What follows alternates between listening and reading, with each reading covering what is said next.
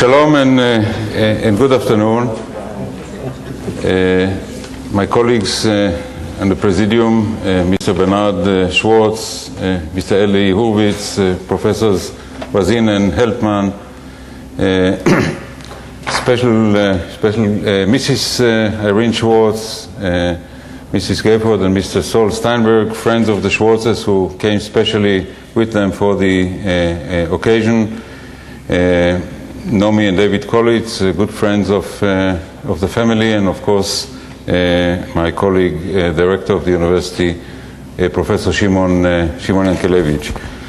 Several factors converge to make it a very special occasion.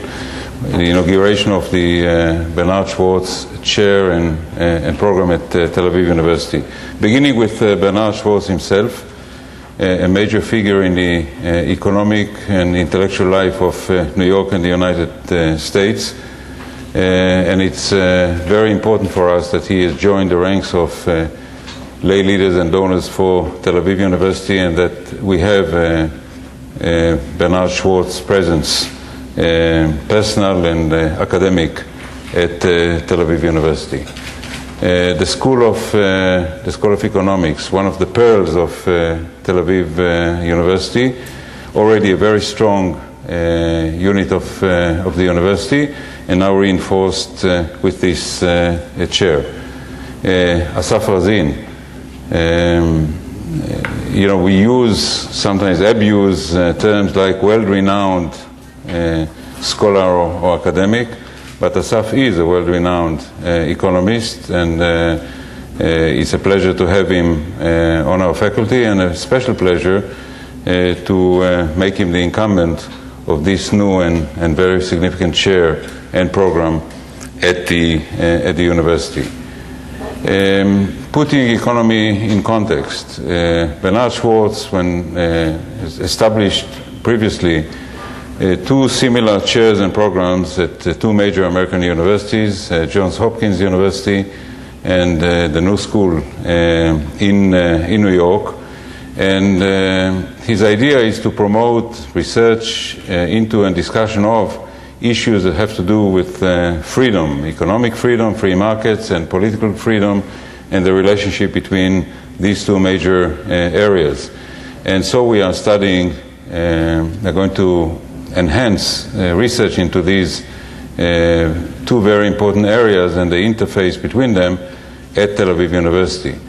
Enhancing academic intellectual cooperation. It is in the same spirit that there will be cooperation and collaboration between the chairs. If you look at the brochure prepared for the occasion, you will see that we have anticipated and have already had Professor Fukuyama, the incumbent of the Bernard Schwartz Chair at Johns Hopkins SAIS, here on campus last year, and I'm sure that there will be visits by the American incumbents here and visit by the Israeli incumbent at the American programs.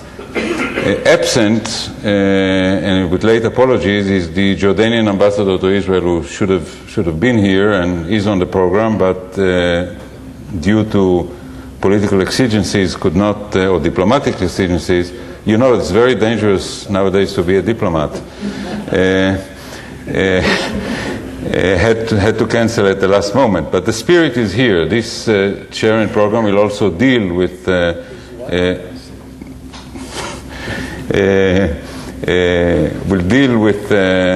and seek to enhance dialogue and cooperation in these matters between Israeli and Arab academics and intellectuals. It's part of the mission. And finally, our speakers today, Eli Hurwitz, captain of captains of the Israeli industry and economy, and two of most eminent economists. I've already mentioned Assaf Razin, the incumbent of the chair, and his friend and colleague Elhanan Helpman, who will address us separately later in the program. So all told, I think a very joyous and important occasion for Tel Aviv University. Delighted to have it, and it's now my pleasure to invite Eli Hurwitz to address us.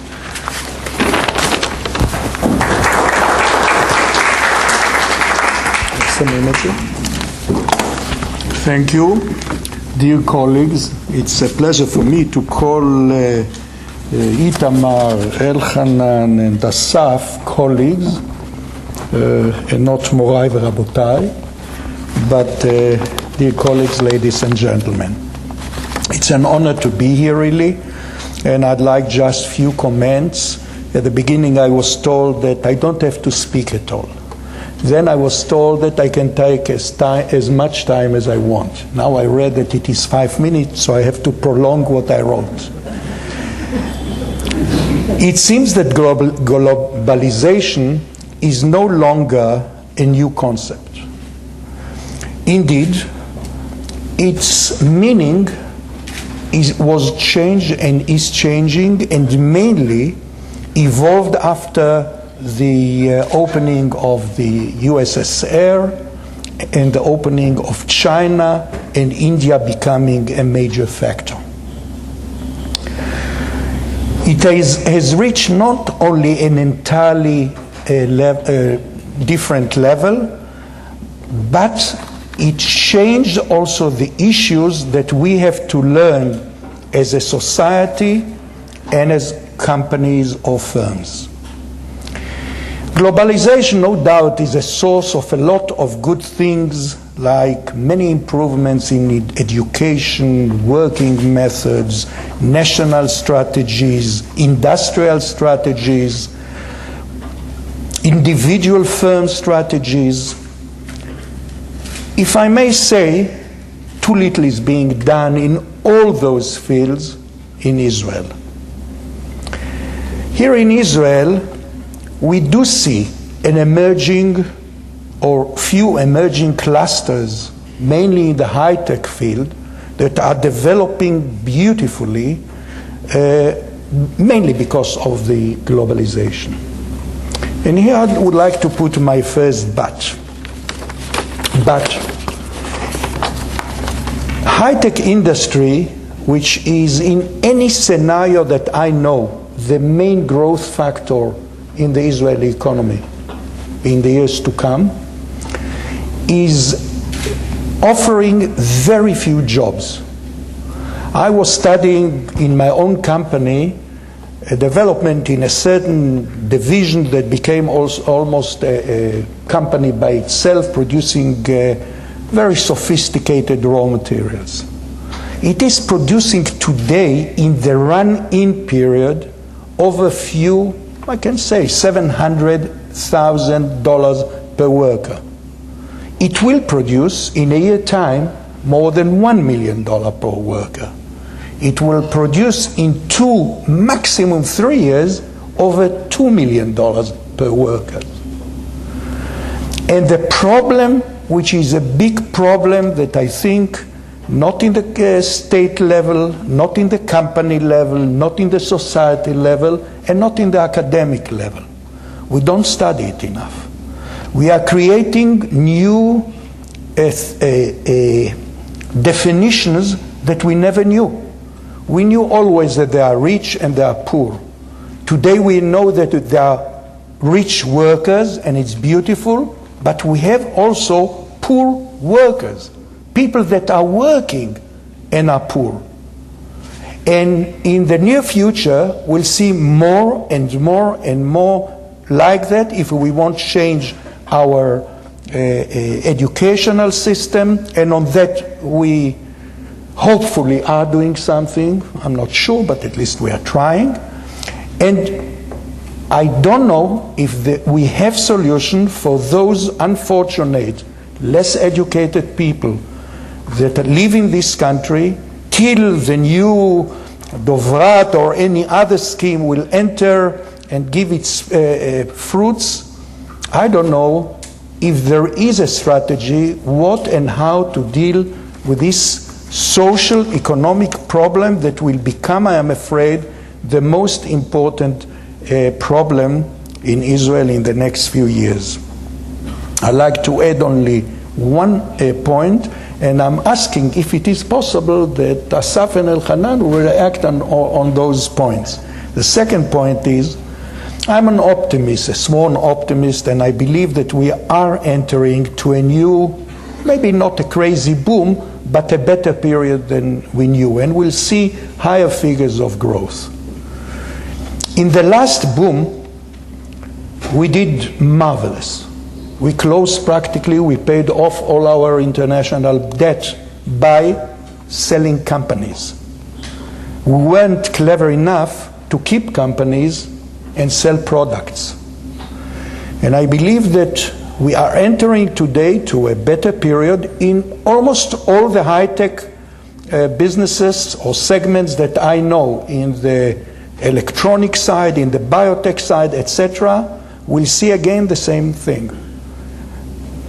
Inventor will invent, money will come, be invested in developing a product will come, and it will be sold out, not as a product, but a whole entity as is. And I believe that we must, A, study the issue, and B, find a reasonable solution, because a lot of it is being done with government money. I don't want to go on with it, because I got only 5 minutes and I saw that I'm on 4.5 minutes now. I think it's a pleasure, really, as a citizen of this country and of a member of the board, I think, of this university, to have you, Mr. Schwatrz, here. And I think you did a very important thing for the globalization of Israel. Thank you very much.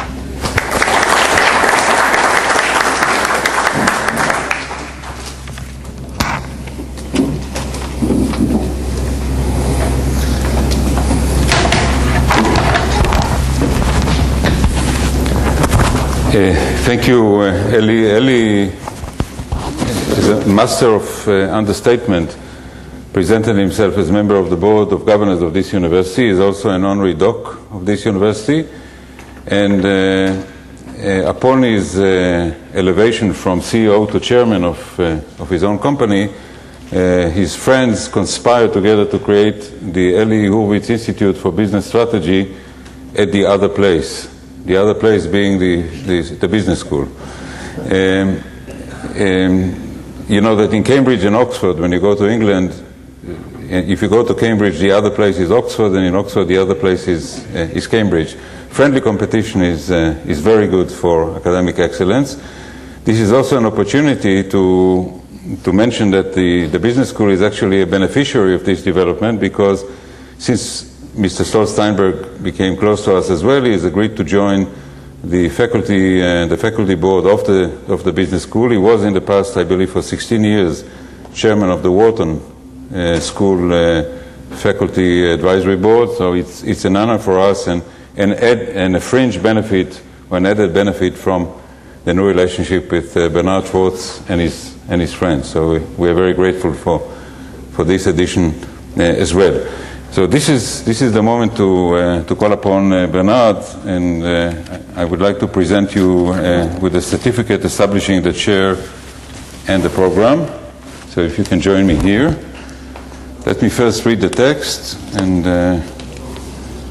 this is to witness that on the 16th day of May 2005, the Bernard L. Schwatrz Program in the Political Economy of Free Markets and the Bernard L. Schwatrz Chair for the Study of Global Competitive Markets were inaugurated at Tel Aviv University by Bernard L. Schwatrz, thereby advancing the comprehensive scientific study of the process of modern global economics, shedding new light on the future effects and ramifications of globalization on diverse world economies, nurturing future generations of economic researchers, and enhancing Tel Aviv University's contribution to the formulation of viable and effective international economic policy. Signed, Professor Shimon Yankelovich, Rector, and Itamar Rabinovich, President. Thank you very much.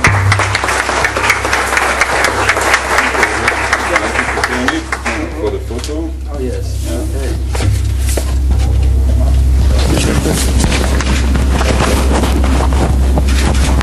Thank you. If you put that And back keep there. it for you, and Yes. you need to watch out, please. I want, first of all, to express my gratitude for the opportunity of being here today and the opportunity to work with the university. It's an extreme honor to do so, because this university is a center of excellence and is celebrated worldwide as a place of humanity and advancing the ideas of justice for all, economic principles that allow for opportunity for growth, individual growth, and those shared values that are so important to our peoples. There is a lot of purposes. There are a few purposes for this visit today. But first let me say that Saul Steinberg is not here as somebody who wanted a trip to come to Israel. He did not need that.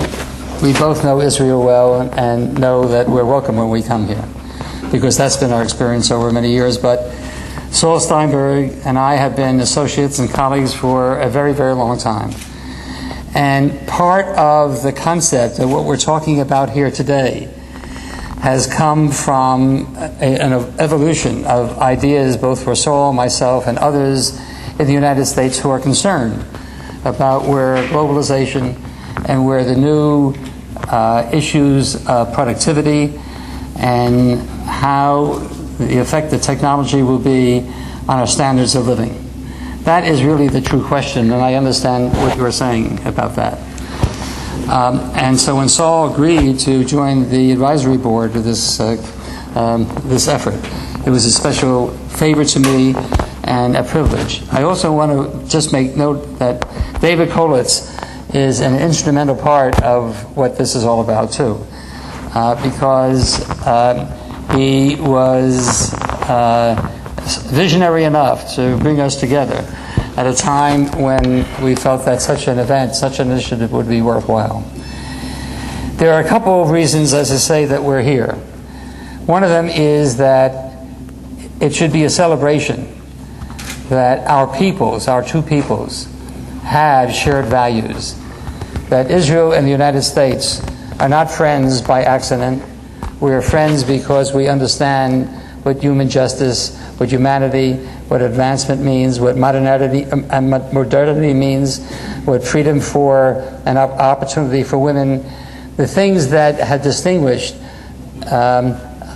culture and advanced thinking are those values that support such progress. Our peoples are in the forefront of those values, and those shared values we should celebrate at every occasion that we can. A second reason that this initiative was important to us is that the Middle East has a very special problem. I don't have to tell you that. You are surrounded by enemies, you are surrounded by difficulties, but the thing that is your worst enemy is the disparity between the progress that you and your people have shown out of their own initiative, their own intelligence, their own need to advance, the disparity between what you have created here in Israel and what your surrounding neighbors have failed to create. It is that disparity that will prevent a peaceful relationship going forward into the future. And one of the things we thought would be important is that to establish a center of learning, of excellence here at this university, to encourage the principles of a free marketplace and a free economy leading to freedom of politics, political freedom. There is a relationship between the two. There is no democracy in the world. I shouldn't say democracy. There is no place where freedom exists unless there's a flourishing middle class, unless the peoples of each of those nations have an opportunity to advance on their own opportunity to bring together initiative, effort, wisdom, intelligence, whatever. And I'm afraid the Mideast, except for this island of culture, does not celebrate those issues, and we have to, I think all of us around the world, provide opportunities for the elevation of all. They say, Mr. Kennedy said when he was president, that a rising tide raises all boats, and we have to create those conditions here in the Middle East. But the most important reason for this initiative is to, as Eli has said, is to try to understand what the new modernization in global economics is all about. And you were good enough to state the problem, but you did not state the answer, because I don't think we know enough about the answer. So this initiative is to create an atmosphere to attract the best minds that could determine what does globalization mean, what does technology and productivity mean to the way of life, what can we do to ameliorate the bad effects? Are there good effects? I'm very optimistic about this. I do disagree in one respect. In the history of the world, technology has created higher standards of living. In the history of the world, technology, not sometimes immediately, but in a very short period of time, and for a very long, prolonged period of time, has created more wealth, more opportunity for growth, more people involved, engaged in the progress of the economy. And I'm hopeful that what we're seeing today will happen again. Thomas Friedman wrote a book about the flatness of the world. He expresses a sentiment which I very much reject. The technology of the late part of the 20th century certainly has flattened the world, meaning that there are less differences in the world. Technology will bring the underdeveloped countries in the world new opportunities to grow, and they will grow. But it is not a zero-sum game. The technologies that we have seen introduced and deployed over the last 50 years need not shrink any one economy in order to make others grow. The experience in the past has been that all the economies have grown. And that's what we should be aspiring for. But what we do not understand is how some of these things, like increased productivity, will affect the individual older economies and older activities. We have to learn how to provide a bridge so that the older economies and businesses, as they progress and evolve into the new technology, the new world, will not leave skeletons behind. We have to provide a soft landing through education, through retraining, for those people who will have to look for new jobs. And we have to make sure that there is going to be a growing economy worldwide. I truly believe that what we have gone through over the last 50 years worldwide will expand all of our economies. It will be a win-win situation for all. But in order to do so, to bring that about in as painless a way as possible, we have to understand the problems. We have to understand how the integration agonies, the dislocations that will occur, how we can soften the effect of that. And I'm hopeful and I'm absolutely confident that the new chair that we've created here will create an atmosphere in the welcoming climate of this great university. We'll find some of those answers and be able to spread those answers not only to your neighbors, but for all of us around the world. I thank you for the privilege of allowing us to participate in this great university's work. I thank you for the privilege of making this happen. Thank you.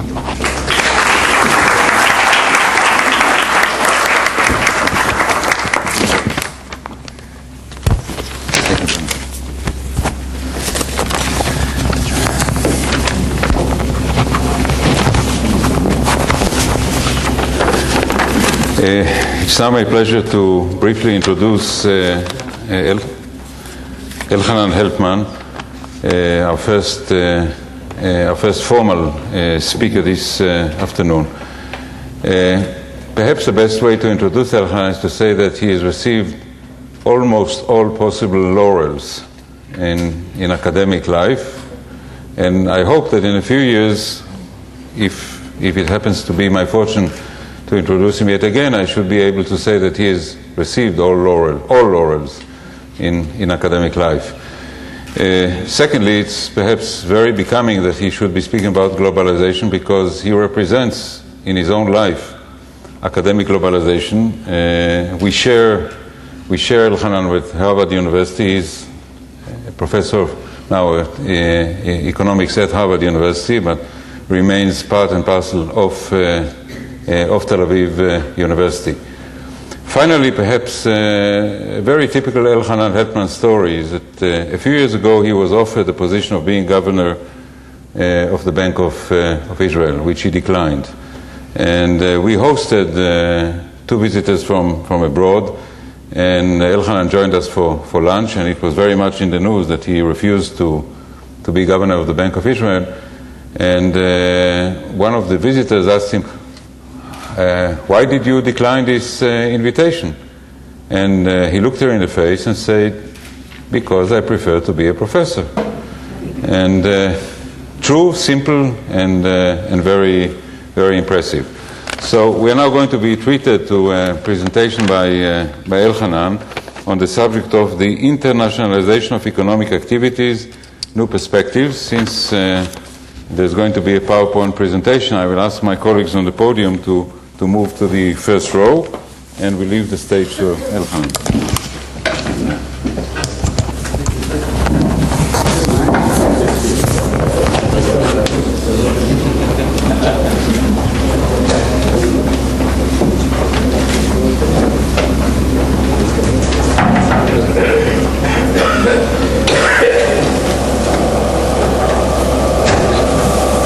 איתן.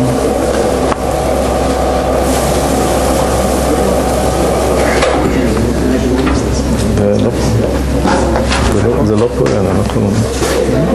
החץ לא זז. בזה.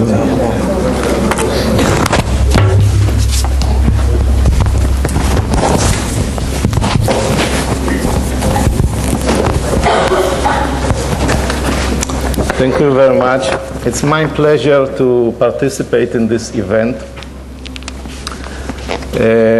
And I will provide you with a short talk on some recent research. International trade and foreign direct investment have been among the fastest growing economic activities around the world. Indeed, the trends in international trade and foreign direct investment are interrelated because more than 1/3 of world trade is conducted by multinational corporations. A remarkable feature of this growth has been an unprecedented expansion of trade and foreign direct investment in services, as opposed to manufacturers that had dominated the expansion of world trade in previous decades. Moreover, the nature of trade and foreign direct investment have changed dramatically. There's growing trade in intermediate inputs, including services, a phenomenon known more recently as offshoring, and the growth in input trade takes place both within the confines of firms and at arm's length. And these changes are related to growing outsourcing, which is taking place both domestically and internationally.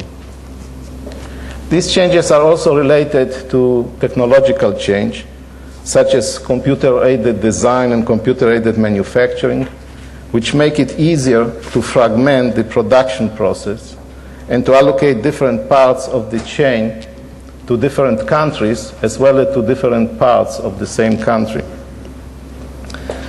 And the result has been much more specialization.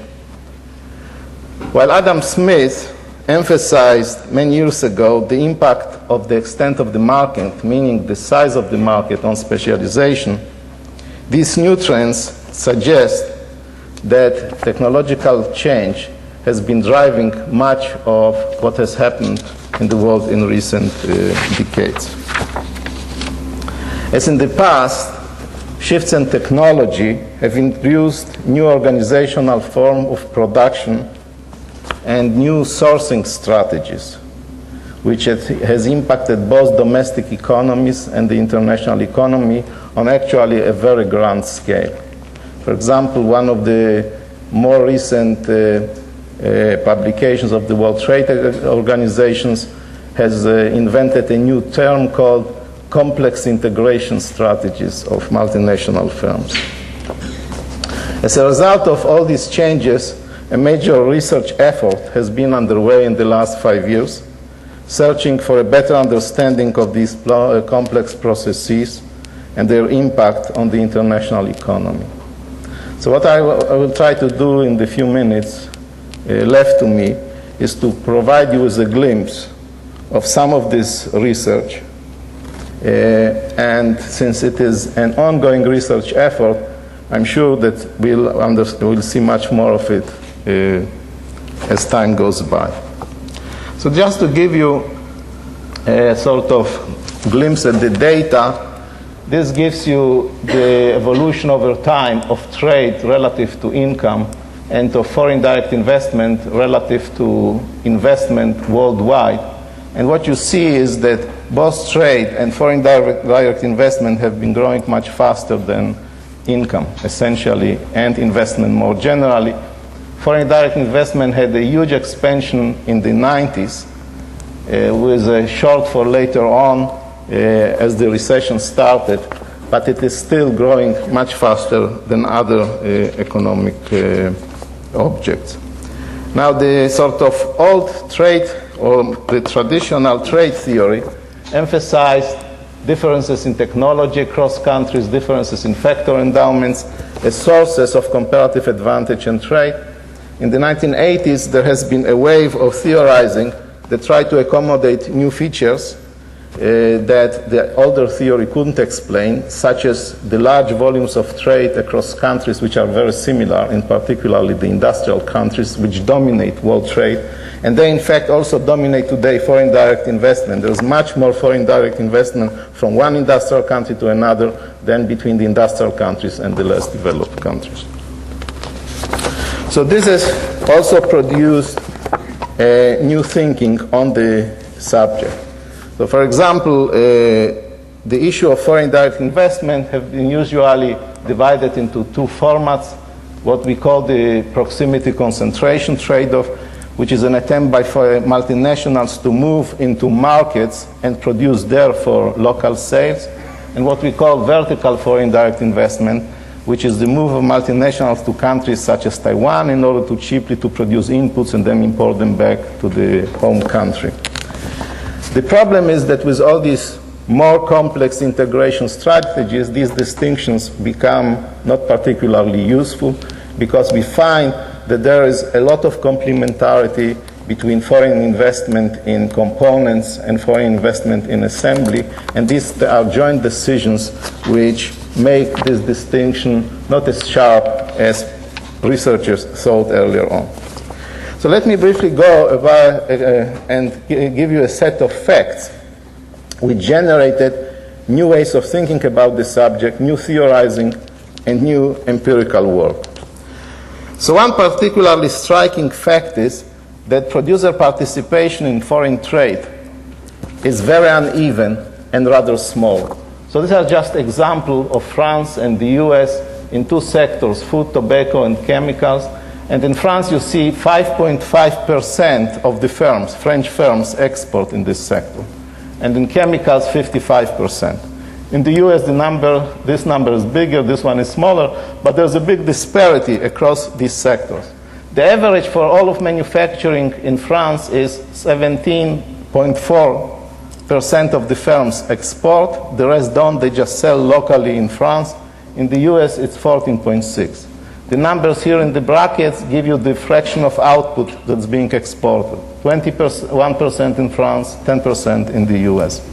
So the point is that within industries, only few firms participate in foreign trade, and there's a big disparity across sectors. If you look at how many firms export to a particular destination, this varies greatly by market size.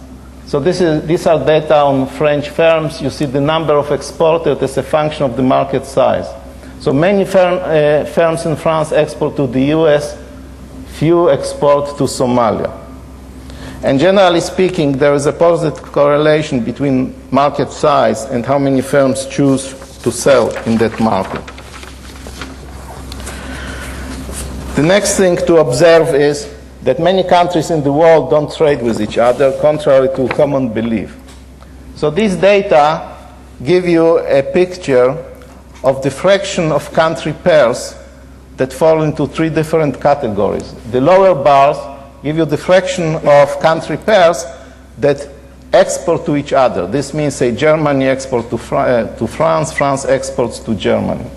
But this category, as you see, it starts with about 30% of country pairs in 1970, it goes a little bit up, but it is around 40% by the end of the period, the late 90s. But these yellow bars give you the fraction of observations in our data of country pairs that do not trade at all, which means one country doesn't export to the other, neither vice versa. And this is as big as this sample of countries. In the middle are countries in which one country exports to the other doesn't export to it. So the point is that only about half of the country pairs in the world trade with each other. The other just don't.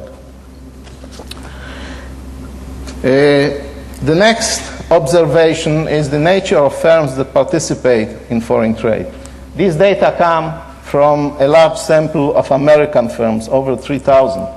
And it sort of gives you the productivity advantage, labor productivity advantage of firms that do engage in international activity versus those that don't. So exporters are about 40% more productive than firms that don't engage in international activity. And firms that engage in multinational activity are 54% more productive. This means that the difference between the two is about 15%, so the multinationals are about 15% more productive than the exporters, but more than 50% more productive than those that don't engage in international activity. Now, there is, generally speaking, a lot of within-industry heterogeneity in the size distribution of firms and their productivity.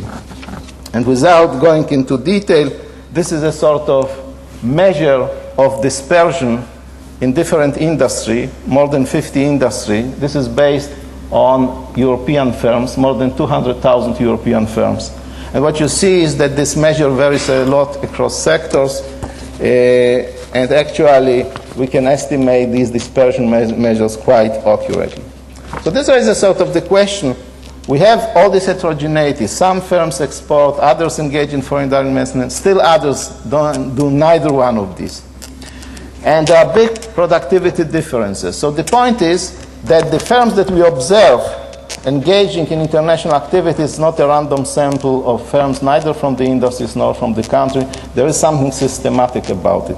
And these sort of questions that I delineated triggered the research program in the last 5 years, which tries to understand why does it happening in this way. So if I had time and you had the patience, I could show you the mathematical models that were developed to address these questions. And they are very, very beautiful. It's actually worth seeing them. But you'll have to go through graduate school to do it. So what I'll do instead is, instead of showing you the beauty of the models, I'll show you some of their predictions, how they deal with these phenomena, with the sort of data that we are observing. So one important prediction of these new models is that, as I said before, firms don't engage in foreign activities randomly. So if you look at a measure of productivity, they predict, these models, that after a firm enters an industry and they discover that it's not particularly productive, it exits, and there's a lot of turnover in many industries. By which I mean that, let me fix this. By which I mean that firms enter and then exit, and it's usually the young firms that exit these industries. Then there is a bunch of non-exporters, and those who don't engage in foreign direct investment. These are the least productive firms that stay. The most productive firms that stay engage in foreign direct investment. In the middle, they become exporters.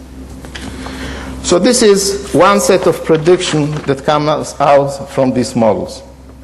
Another set of prediction on a more refined level looks at industries in which headquarter activities such as R&D and marketing are very important versus those, here this one, versus those in which it's not. And they predict that if these activities are not particularly important, then these firms will not engage in foreign direct investment.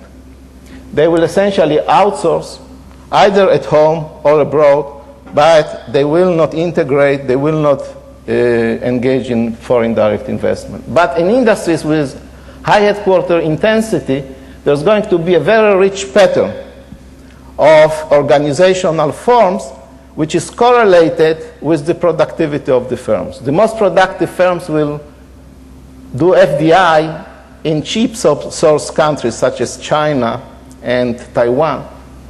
The least productive will be outsourcing in their own country, and in the middle there will be integration in their own country and outsourcing in China or Taiwan. So these are sort of very detailed predictions that these models provide. Some of these predictions can be then translated into phenomena which we can measure and observe. So for example, they have an impact on how we view protection or how we view rounds of trade liberalization. In particularly, they predict that if a country reduces tariffs and tries to engage in free trade, or if a new round such as the Doha round culminates and additional obstacles to trade are removed, we'll see a lot of reorganization within industries and they will obtain different shapes and form. But again, this is not going to happen randomly. So one prediction of this has been tested on NAFTA. In particularly, a study that looked at NAFTA and how it affected Canadian industries found indeed that there was much reorganization and that the productivity of the Canadian industries that benefited from the agreement has increased by about 15%. The way it has increased is that the least productive firms were essentially pushed out of the market, and a lot of output was reallocated in favor of the more productive firm, and altogether this raised productivity of these industries by 15%. Unfortunately, obviously, it involved some reallocation of workers, in particular in the most affected industry. About 1 out of every 8 worker lost the job. However, the study also found that it didn't generate long-term unemployment, and all this turmoil was essentially temporary. Now, this sort of theory explains the productivity differences that I showed you earlier on, namely that the multinationals are the most productive firms and the exporters are the less productive, but the least productive just sell in the domestic market. And they also predict something about the ratio of how much exporting is taking place versus how much sales of the multinational is taking place in different countries. But in order to save time, I will not go over the details of this. Another approach, complementary to the one that I described, takes an organizational view which emphasizes the legal framework within which firms operate. In particular, the extent to which they can write binding contracts on very detailed items. So if they operate in countries in which the contractual environment is very good, then the outcome in terms of productivity and comparative advantage is going to be different than in countries in which this is not the case. So for example, one prediction of these models is that we should observe much more trade within firms, what we call intra-firm trade relative to the total, in sectors in which capital investment is particularly important. So if you look at the capital intensity of different sectors and how much trade is done within the firms relative to the total, and this is for the US, we indeed find a positive correlation, and all sorts of statistical studies that look at it in more detail find similar results.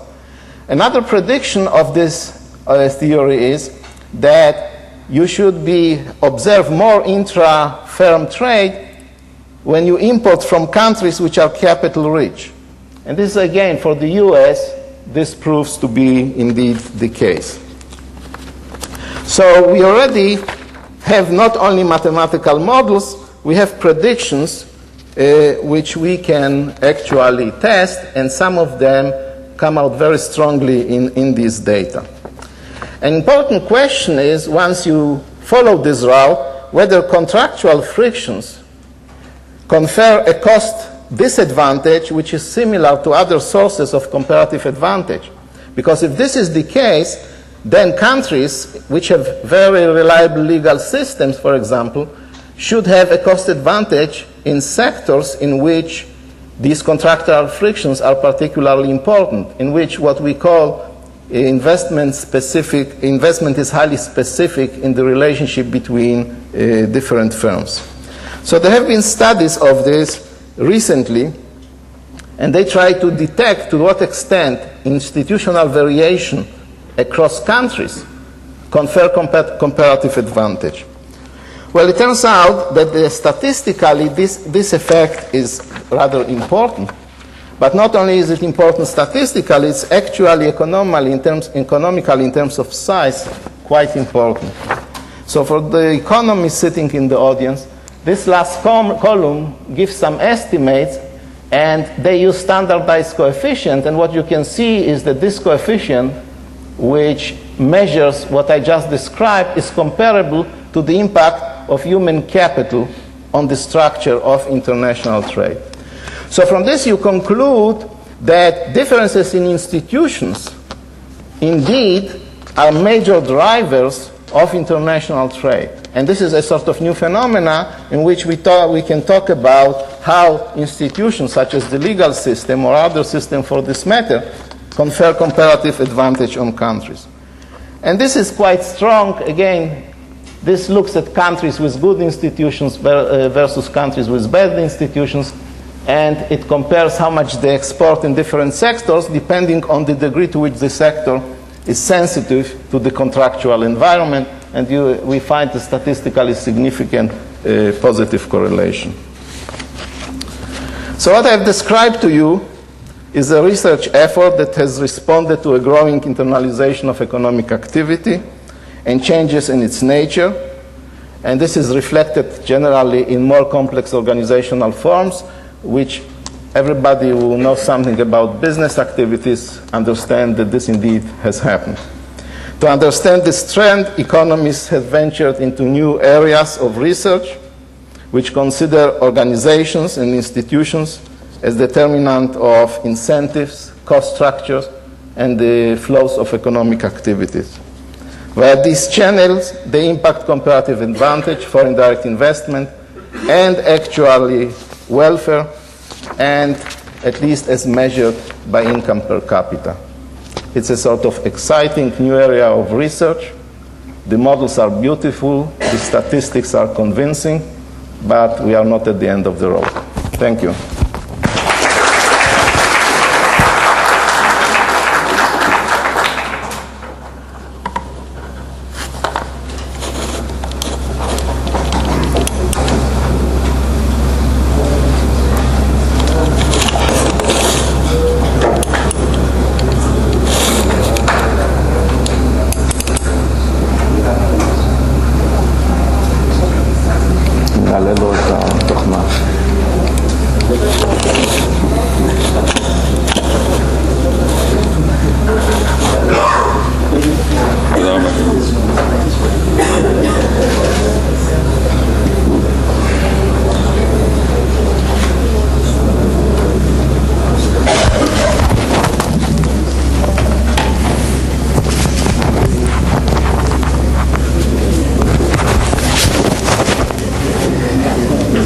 By way of, thank you very much, Elhanan.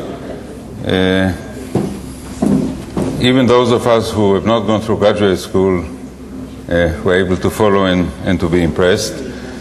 The introduction to the next presentation, Globalization and Financial Stability, the US dollar, you don't have to go to graduate school, you just need to take a trip to Europe.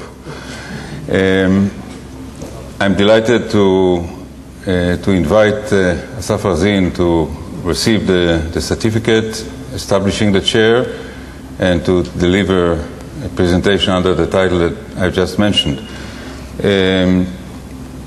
Instead of presenting or introducing Assaf at great detail, let me turn your attention to the beautiful brochure prepared by our Public Affairs Department, which includes also Assaf's CV, and you will see what an impressive record he brings to the chair. I'd say I'm looking at Professor Tzachi Gilboa, the head of the Berger School of Economics. He's a leader defending the fortress, always being rated by American universities interested in our prime faculty. Assaf, we also share in part of the time with Cornell University now, but he's very much ours, and I know eager to start the chair and the program, and to enhance the capacity and the competitiveness of our School of Economics. So Assaf, let me invite you to receive your copy of the certificate, turn it around, and invite you to address us all.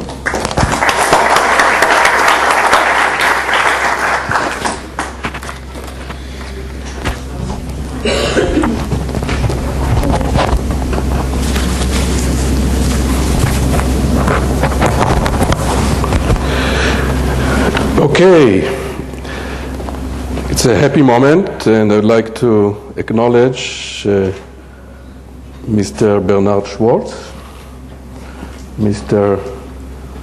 Sol Steinberg, Itamar Rabinovich, Shimon Yankelevich, our rector, Gidon Langholz, our CEO, Eli Horowitz, our mentor, David Kulitz, and Tzachi Gilboa, our boss at the school, and all the guests that came around, and students and colleagues. So I'm afraid that I'm going to break one of the important law or rules in economics, and that is never speak after Elhanan. Just in order to differentiate myself a bit, I'll switch from microeconomics to macroeconomics. And here it is. The topic is the US dollar and the US current account deficit.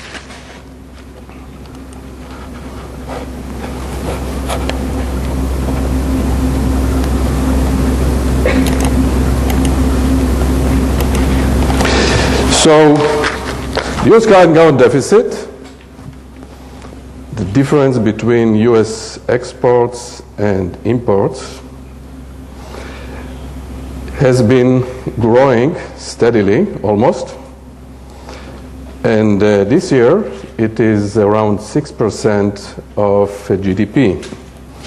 And part of the questions I would like to explore is whether it is a sustainable situation.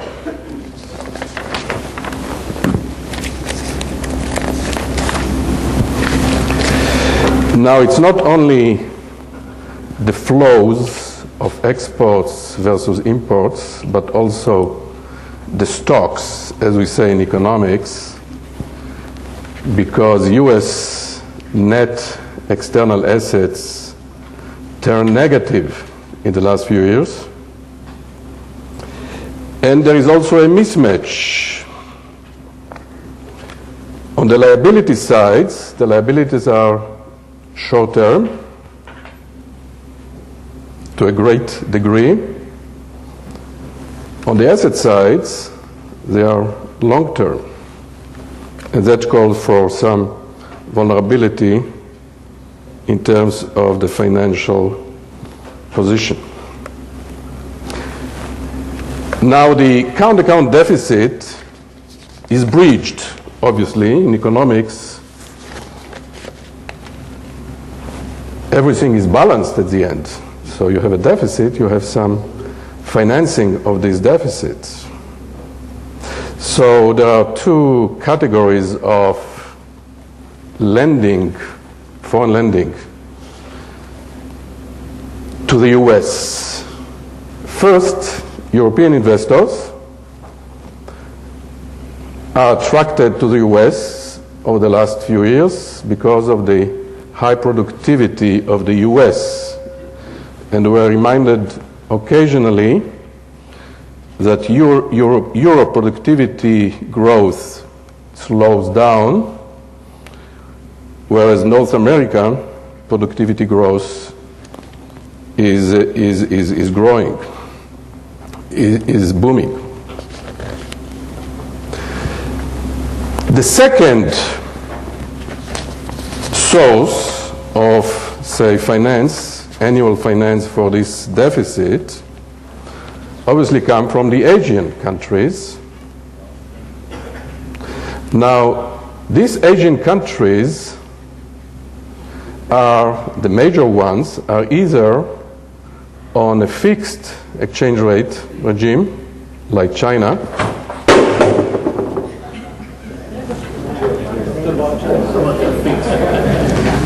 will survive, and Japan, which had over the years massive intervention in the foreign exchange market. So Japan obviously had this deflation over the last decade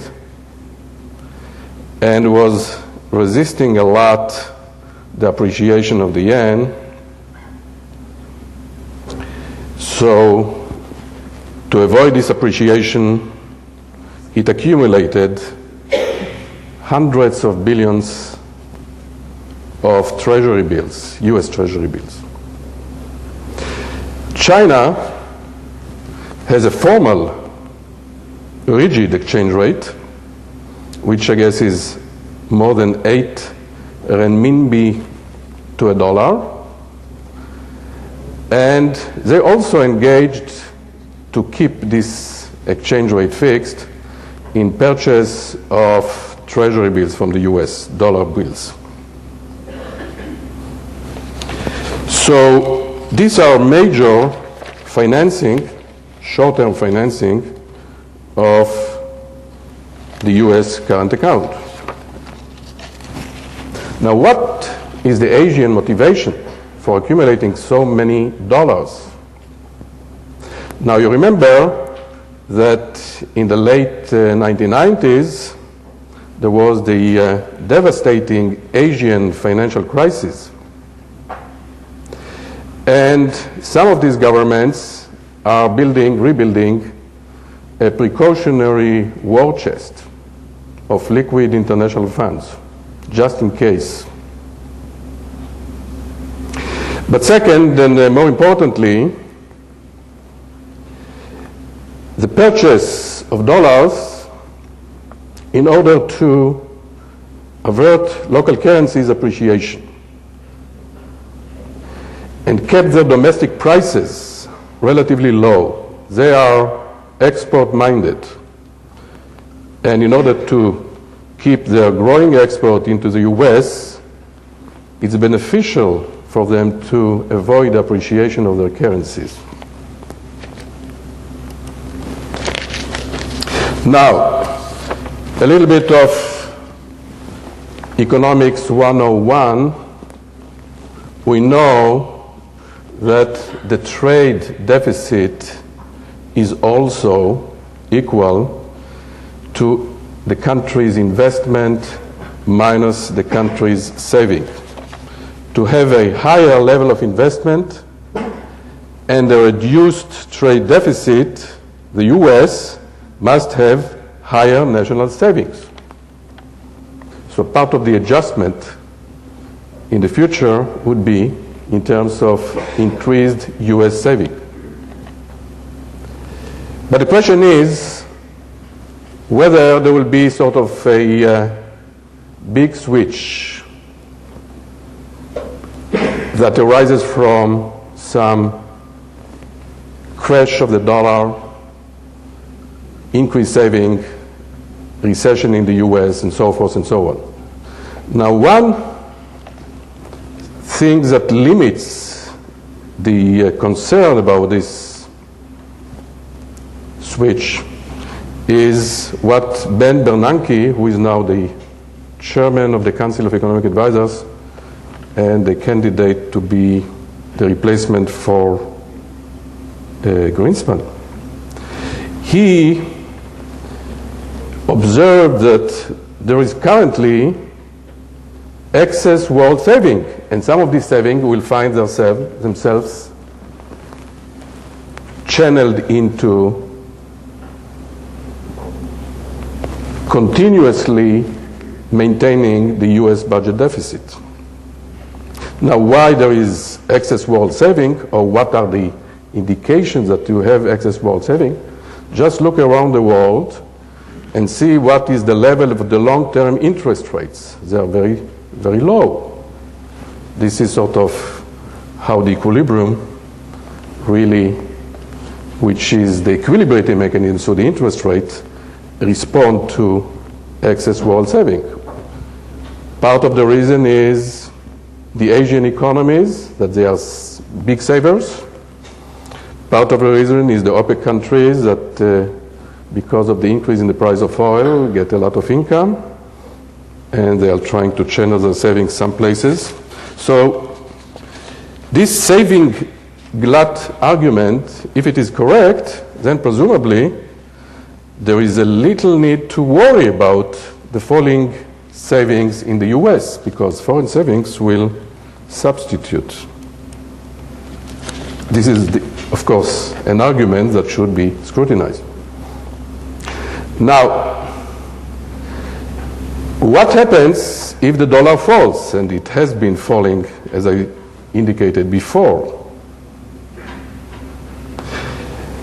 Obviously, there is an upward pressure in the US on the US import prices. And that, of course, translates into inflationary pressure. Usually, in response to that, the Federal Reserve is raising the interest rates, and it has been doing it. So, if you increase the interest rates and makes borrowing more expensive, you slow down investment, and the inevitable implication is that the US economy at some point will slow, or possibly succumb to recession. Now, economists were puzzled about the unique features of the US economy. Obviously, it has a huge domestic market. So for such a big economy, the dollar would need to fall dramatically in order to reduce world demand for US exports and to reduce US demand for imports so as to narrow down the US current account deficit. So the dollar will have to do a heavy lifting job in the adjustment period, because the current account deficit, exports and imports, are less sensitive to the fall of the dollar. So the dollar has to do a lot of change in order to bring about, if this is the only device to equilibrate this deficit. But more than that, the Asian central banks stall this equilibrating process because they don't allow the dollar to sufficiently fall, because they accumulate sacklots of dollars. So they slow down the decline of the US dollars, and they enable the US to borrow more. So the equilibrating process is difficult through a dollar, and the process itself is a bit stalled because of the Asian central banks. So the natural adjustment process is not there.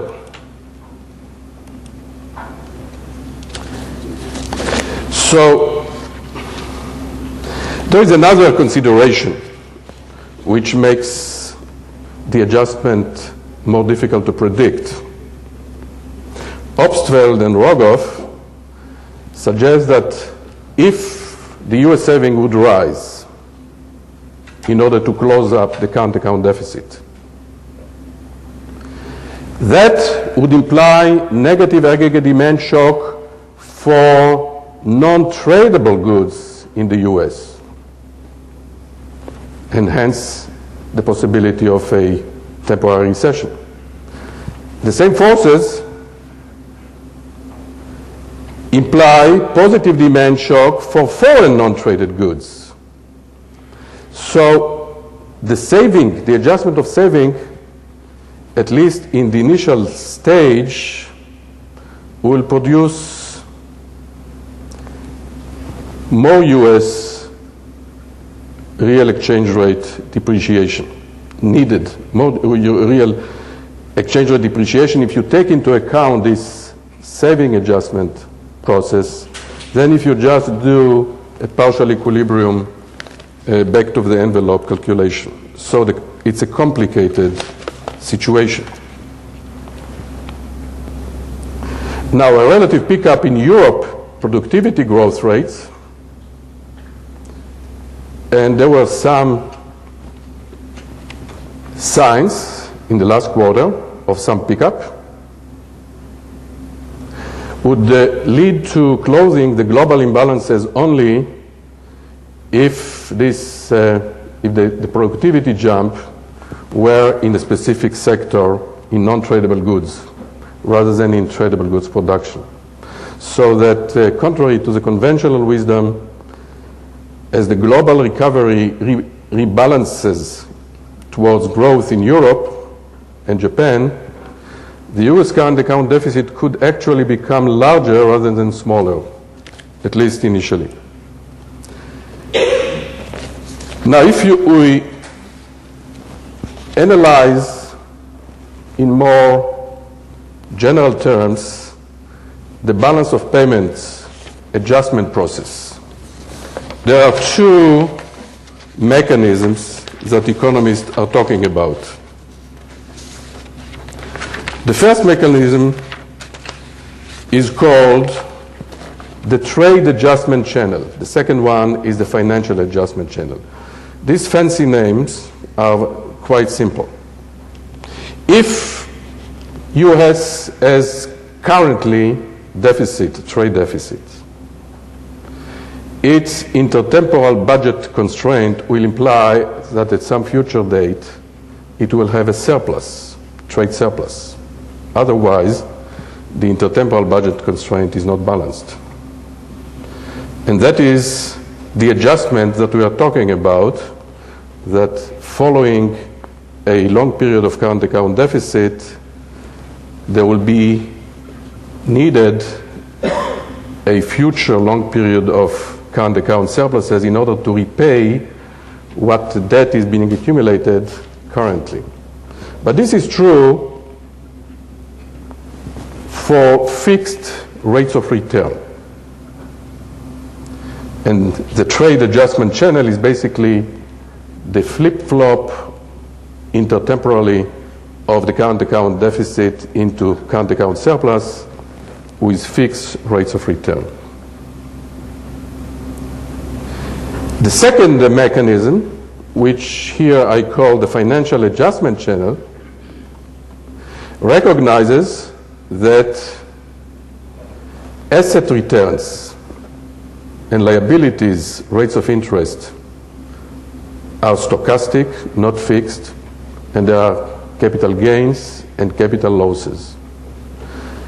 And that's basically a way to offset the first mechanism for the US, because the US has two elements that can tell you that capital gains and losses could do the adjustment rather than the reversal of the current account deficit. One is a favorable return differential for the US, because the US assets are basically equities abroad. And and the US liabilities are a lot of debt, short-term debt. And you know the economics term equity premium. Over the longer run, equities command higher rate of return than bonds. So because of this composition of assets and liabilities, the US is able to generate, through differences in rates of return on the asset side and liability sides, repayment, and it doesn't have to do the reversal of the current account deficit. During 2002-2004, the weakening dollar, which is another unique feature for the US, and the stronger stock market performance overseas with respect to the United States generated capital gains for the US amounting to 10% of GDP. Now, the second thing that is in favor of the US has to do with the fact that the change in the value of the dollar would basically means that liability side of the US would change differently than the asset side of the US. Almost all of the US foreign liabilities are in dollars. A depreciation of the dollar will depreciate the real value of these liabilities. But only 70% of the US foreign assets are in foreign currencies. Now, Gian Maria Milesi Ferretti from the IMF calculates that between the year 2002 and 2004, more than 75% of the increase in America net foreign indebtedness caused by current account deficit was offset, 75% of the effect of the current account deficit on the indebtedness was offset by changes in the value of the external assets and liabilities as a result of the dollar fall. Therefore, big external deficit, as the US has, does not necessarily imply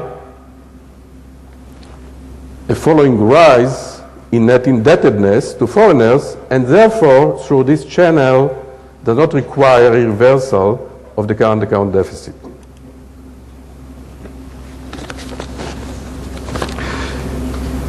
So just in terms of comparison, with large gross asset and liability positions, a change in the dollar exchange rate can transfer large amount of wealth across countries, and depreciation of the dollar is a transfer of wealth in favor of the US. A back-of-the-envelope calculation indicates that a 10% depreciation of the dollar represents a transfer of about 5% of US GDP from the rest of the world. For comparison, the US trade deficit on goods and services in the US is 6% of GDP. So these are comparable magnitudes. So the point is that through the trade channel, the annual transfer of spending from the US to the rest of the world is the same order of magnitude as the transfer of wealth through annual 10% depreciation of the US dollar. Now, historically, 31% of international adjustment for the US, of the US current account deficit, is realized through these valuation effects, this financial adjustment channel. Now, this consideration, of course, tend to lengthen the period of current account deficit for the US. They help the US maintain for a longer period the current account deficit. So now I come to some tentative conclusions, because obviously I threw on you different, conflicting sometimes, theories about what could happen. Let's remember what we started out with. There is a big current account deficit in the US right now. If you just look at the more conventional adjustment process, at some point there should be a big adjustment to create surpluses in order to repay the increased indebtedness of the US. Now this switch, this reversal of the current account from deficit to surplus would be correlated with a depreciation of the dollar. The depreciation of the dollar could be very big because the export and imports of the US are quite insensitive to the dollar depreciation. And then came the other observation, that there is also a valuation effect because of the different returns on the asset side and the liability sides of the US position. Whereas depreciation of the dollar amounts to a transfer of wealth from the rest of the world to the US. But even without it, the asset side commands a higher return because it's more equity, and through the equity premium theory, it has higher return.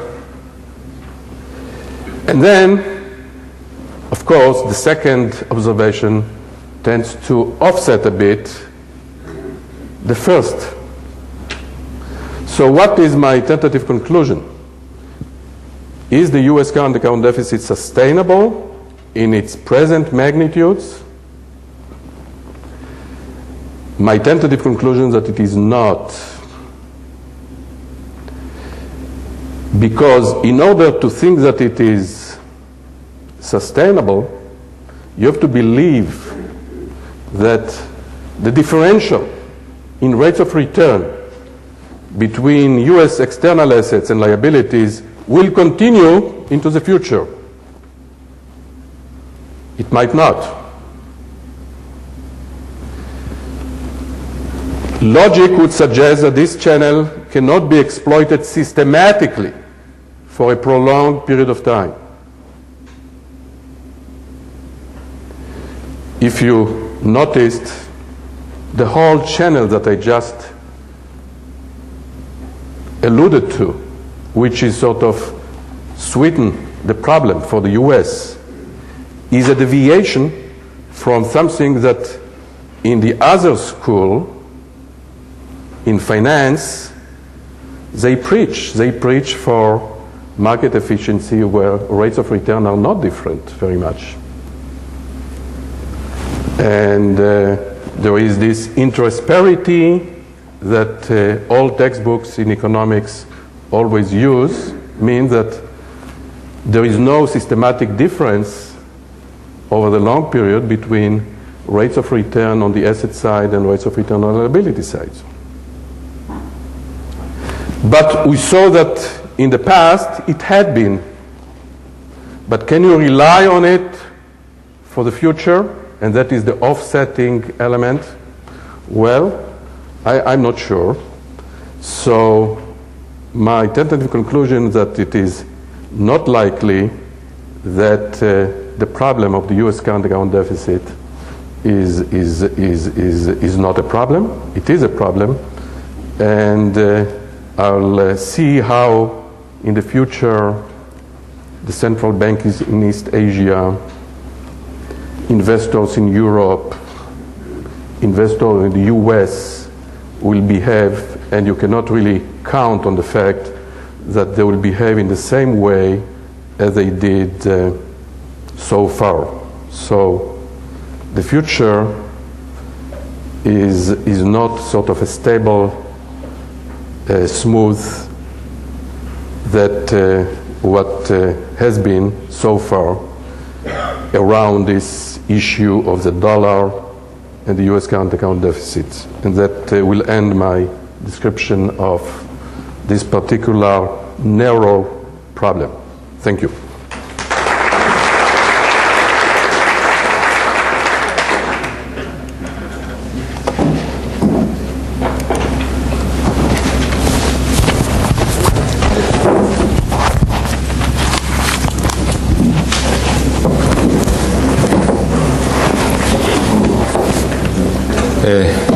Thank you very much, Assaf. We've been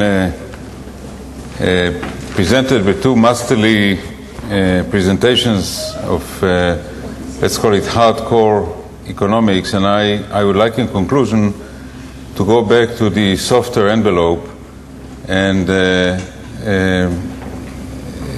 to the interface between economics and politics and social issues that is very much at the core of this chair and program, and to go back to Bernard Schwartz's own comments when he addressed us earlier. You referred to the very important fact that you said Israel is surrounded by enemies. I'm reminded of a conversation between Prime Minister Rabin and King Hussein early on, when meetings between King Hussein and Israeli officials began to take place. And the Prime Minister said to King Hussein, "But you must understand, Your Majesty, Israel is a country surrounded by enemies." And King Hussein responded, "You are lucky, we are surrounded by friends." And I want to speak briefly about the environment in which we live. Clearly there is a direct relationship between peace and stability and economic prosperity. We are just emerging from a very deep crisis that Israel as a country and the Israeli economy went through, produced by a number of forces at work, but first and foremost by the armed conflict. The war of attrition was conducted here for a few years, and there's a clear stake that we all have in having peace and stability here. But peace and stability will not be just a result of Arab-Israeli relations. It's a question of what kind of social life, economic life, and political life this region will have. I think that my Israeli colleagues sometimes underestimate the seriousness of the current U.S. effort to export democracy to this part of the world. Sometimes people regard it as lip service or as a vain effort. But my strong advice to my countrymen is to take it very seriously. The effort is being invested in Iraq at creating not just democracy, but actually a political system in a country that never really was a real country. The effort in Lebanon now, it resulted in getting Syria at least partly out, and now I know that the United States attributes a great deal of importance to the parliamentary elections that are around the corner in Lebanon. The pressure on countries like Egypt and other countries not to have full-fledged democracy, but to have more democracy in their political system. The belief that in the Palestinian Authority there has to be not just a more peaceful attitude towards Israel, but also a more democratic political system at work. These are all very serious issues, not just as matters of U.S. policy, but for everyone who is really concerned with the shape and future of this region. And it's my firm belief that the chair and the program could make a real contribution to the study and understanding of these issues and to spreading the values that underlie these beliefs. And I want to conclude by thanking you again for endowing this chair and program and welcoming you to the Tel Aviv University family, and hope that you and your family and your friends will become real part of this extended family. Thank you all. Thank you for coming.